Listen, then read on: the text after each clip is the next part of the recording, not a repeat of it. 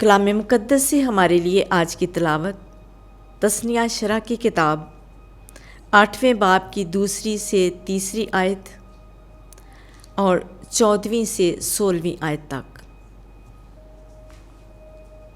और तू उस सारे रास्ते को याद रख जिसमें खुदावंद ने बियाबान में 40 बरस तक तुझे चलाया, ताकि तुझे तकलीफ़ देकर आजमाए और तेरे दिल की बात दरियाफ्त करे कि तू उसके अहकाम मानेगा या नहीं।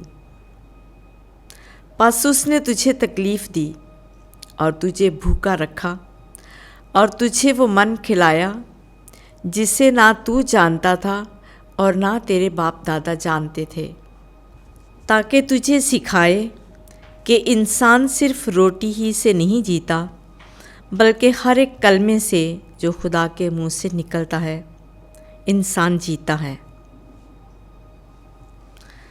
तो तेरा दिल फूल जाए और तू खुदावंद अपने खुदा को भूल जाए, जो मुल्क मिस्र यानी जाए गुलामी से तुझे निकाल लाया, और जिसने उस अजीम और खौफनाक बियाबान में तेरी रहबरी की, जहाँ आतिशी सांप और बिच्छू और ऐसी प्यासी ज़मीन थी जहाँ पानी ना था।